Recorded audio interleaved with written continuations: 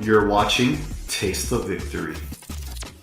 What's up guys, welcome back. I love O2 Digimon, so I am so excited for this deck, and I know a lot of people are really hyped for it, seeing the comments online. So let's go ahead and get into this profile. For this video, I am returning to the normal layout that I do during the Digimon card.dev deck profiles. However, let me know if you actually preferred the previous format showed in my black X-antibody deck profile that you can check by clicking here in the top right.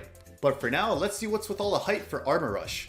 Armor Rush is introducing the new mechanic Armor Digimon from the O2 anime. They also have the mechanic Armor Purge, which basically saves them from deletion if they are deleted by battle or card effect for that turn, which lets you protect your stacks on the field. And this deck kind of focuses around the support options given to those Digimon to help rush down your opponent's security and take advantage of the momentum and tempo swing that protection Armor Purge provides can give you. So let's go ahead and start with our babies and make our way up and provide combos and explanations for why you would run this deck and what is the general playstyle of it. Armor Rush is an aggro deck, so you want to keep up with your draw power, and a lot of our low end will be dedicated towards that. Starting with our egg, it's Upamon. We have seen this guy a million times in blue. Basically, he's a very easy to meet condition to draw one for free.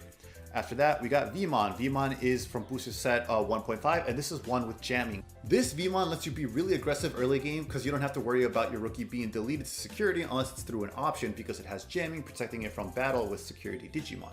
So that lets you be aggressive, and then when you swing for multiple checks with one of your armored Digimon, even if it's deleted, you don't have to worry about DP because this thing has jamming. Then you could restand off of Ken Davis seen down here and then be able to swing for game potentially like that. So it's a really good aggressive option for our rookie lineup.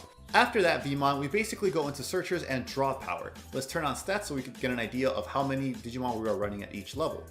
Next up is one from booster set 8 in the new set. It has on play reveal the top 4 cards of your deck and add one 2-color blue card among them to your hand, bottom deck the rest. So I really like the search in this deck since so many of our Digimon are multicolor, but also, just as importantly, this lets you grab options and Tamers. So this does let us grab our Megadeth. This does let us grab our Ken and Davis. Because do be aware, it says 2-color blue card, not Digimon, so it's really good wide targets to hit. Next up is from the All Force Vigimon starter deck, and that's another Vmon with the inheritable. When attacking, if you have 7 or fewer cards in your hand, trigger draw 1. This card is really nuts in the early game because if you have this underneath an armor with Upamon as its egg and they have a Digimon out with no source, you're drawing 2 off of 1 swing. In the early game, this is huge, which is when you most need your draws to see your pieces. Its main effect just lets you warp Digivolve into All Force Vigimon, but we are not running it, so we truly do not even care about its main effect. We just want it for its inheritable, which is really good draw power early game. And it could definitely be made an argument to go down on this card. You could go down to like 2 copies and also 2 copies of other Vmon and try maybe the X1 Vmon that gives you a memory when you unsuspend. It's also a valid option. But we want consistency in this deck since draw power is kind of on the light side otherwise, which is why we're bulking up on searchers instead. The last Vmon in our rookie lineup is from the new Imperial Dramon starter deck. It has on play reveal the top 2 cards of your deck and add 1 card with free its traits among them to your hand. So almost every single Digimon in this deck is free type. I believe the only one that isn't is Kumamon here, which is instead a variable type, but like everything else here is free. It's grabbing almost everything else. So this is really good search power to go along with your other Vmon. A lot of people prefer this one since it won't bottom deck your Stingmon and other stuff like that. So it's really up to you at how you build your deck, which of these 2 searcher Vmons you prefer. You could definitely go down on one to up the other or some other card of this list and vice versa. But that is going to be our Vmon focus bottom end. Vmon has to be your rookie lineup because all of our armor Digimon have a reduced Digivolution cost of 2 from Vmon specifically. 3 otherwise to go into a champion really hurts, but luckily a lot of Vmon's cards, basically all of them, are really good in one situation or another, so we're just going to load up on him to make sure we always have the Vmon target, since this also works in the breeding area. Next up, we move to our champion lineup, which is going to make up a lot of the deck. We are starting with Kumamon just so we have a hybrid for game. This deck wants to push away at your opponent's security and try to do as much damage as possible, so a lot of times you will be just that 1 swing away from winning, so Kumamon is simply our hybrid for game. There is an argument to run Lobomon instead because it's 5000 DP, so it would be living over a couple of other Digimon like Stingmon, like XVmon in security. And there are some niche scenarios where that could win you a game. Like for example, from 2 security, you can win off this board state right now because you can just Digivolve into Lobomon, then draw for Digivolution, go ahead and swing a security. Because it's 5000, it lives the 4000 DP check that like another Kumamon would have died to instead. And now, since we have a level 4 blue and a level 4 green, we could just DNA Digivolve into Paildramon. No summoning sickness because it's a DNA mon, so you swing, check, live, unsuspend, swing again, and you win off of 2 security because of Lobomon's DP threshold potentially.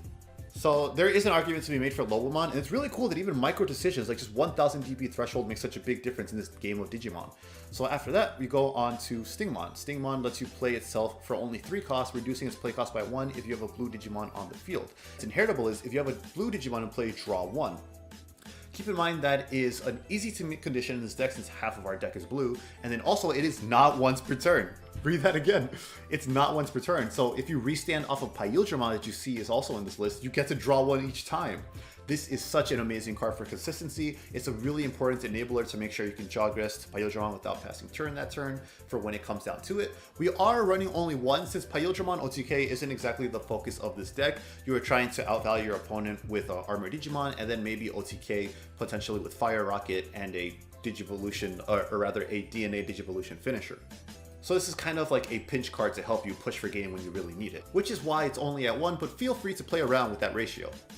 Next, we move on to the Armor Digimon. We have 4 Lydramon, who formerly used to be Rydramon in the anime dub, because he has the, when Digivolving effect, suspend one of your opponent's level 4 or lower Digimon.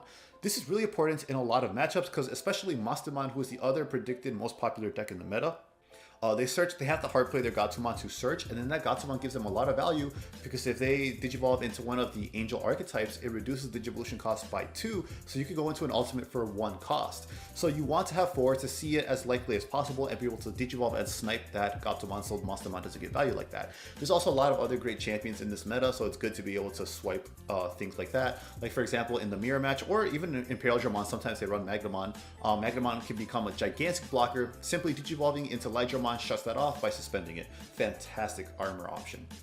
Next is Flame-Dramon. Flame-Dramon is 3 to Digivolve, but only 2 from Vmon. Like all the other armors, he has Armor Purge, and then when attacking, this Digimon gets plus 3000 DP for the turn.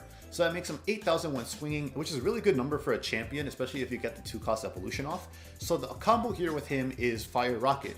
Fire Rocket lets you play it without meeting its color requirement, and if you have a Digimon with armor in its traits, and then it has main, one of your Digimon with 2 or more colors gains security attack plus 1 for the turn, and security effect deletes one of your opponent's Digimon with blocker. So the combo here is you're typically going to be using this on Flame-Dramon or Magnamon because they have the highest DP threshold out of all of your champion armor Digimon, so the most likely to get all the swings off. You want to wait and stockpile this card so you have like 2 or 3 of them and get a bunch of swings, 2 to 4 in one attack, and then be able to hopefully maybe on the last check or something at some point have to Armor Purge, and then you'll be able to Digivolve into another armor, tap Ken and Davis and go for game, or just put so much pressure on your opponent's security that they are too far behind to come back next turn. Going back to our champion lineup, we have Magnamon, who Digivolves from Vmon for 3, otherwise he's a 4-cost Digivolution. He has Blocker, he has Armor Purge, and then when Digivolving, unsuspend this Digimon, and it gets plus 2000 DP until the end of your opponent's next turn for each card with armor traits in its trash. This scales gigantically in the late game. Like I have had 15,000 DP blocker Magnamons, which is so annoying for a champion Digimon, and shuts some decks down really hard. Ironically, like in Purge, it can get kind of hard to get past it when it's at that DP threshold and you have to spend an entire 5 memory just to go into Megadeth to bounce it. Blocker is really good utility because of that. Also, the fact that he unsuspends itself can potentially get you game when you Digivolve over one of your Vmons, particularly the jamming Vmon if it survives its security checks, which is why we're running it at 4. That is our armor lineup, and then we have a 2 of Pyildramon. Pyildramon is basically just to try and push for game, give you that little extra edge to close out your opponent's security when you're running out of steam a bit. Pyildramon is a DNA Digivolution, so from a level 4 green and from a level 4 blue Digimon, you get to Digivolve for free. When DNA Digivolving, return one of your opponent's Digimon with 6000 DP or less to the bottom of its owner's deck. That is really nice because it bottom decks a lot of Mastamon's ultimate Digimon, which lets you keep up with momentum. And then when attacking, once per turn, unsuspend this Digimon. So we talked about the synergy that has with Stingmon, but it also just puts so much pressure on your opponent's security. So if you're out of swings, but you brought them down to 1 security, going into Pyildramon, if it lives both checks, gives you game right there. So that extra game ender is why we are running this as a 2 of. However, this is not the main idea of the strategy, so it is only 2 of because it is nice to see that this deck is able to push for its own, even if we don't see it. For Hammer Sparks, it's 0 cost, free memory. It helps you make plays without passing turn. Really good to make sure you can close out a game when you need to in a pinch. It also saves you in security. 2 Mega Death. It is only 5 cost, so this is so amazing value because you get to spend one of your opponent's Digimon and you get to return one of your opponent's suspended Digimon to its hand. Between Lightgermon and between Ken Davis, we have a lot of targets that'll make this option live, since you do need both a green and a blue color card on the field to be able to activate this. So we're not too worried about meeting its requirements, and it's such good powerful removal. Fire Rocket we went over, and then we got Mask Change if you're a Yu-Gi-Oh player. Otherwise, this is called Armor Texture. It is 0 to play, and it has, when you have a Digimon with armor in its traits, play it without meeting its color requirements, and then main, trash the top card of one of your Digimon with armor form in its traits. Then you may Digivolve one of your Digimon into a Digimon card in your hand with armor form in its traits for its Digivolution cost, and if you do, unsuspend that Digimon.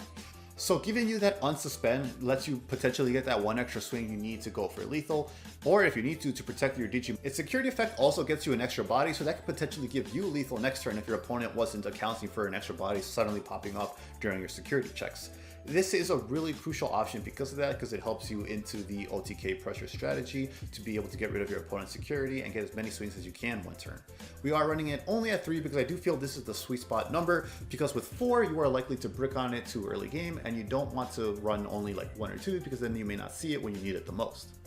After that, we got to start with our Tamer lineup. We have Davis. He guarantees you 3 memory, and he's a searcher, especially in this deck where it's a lot of value because you have some green Digimon and some dual color green Digimon. So it is a lot more likely than previous blue decks to be able to get both colors. Because yeah, even if you hit a pure blue Digimon and a blue green Digimon, one of those does count towards your green count off of Davis search effect, so you get to grab both.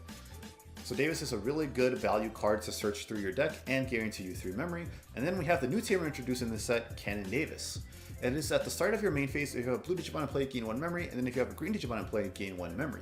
So this is an important distinction from the start of your turn, because that main phase is after the start of your turn. So you can still move out of the breeding area and gain memory off of this.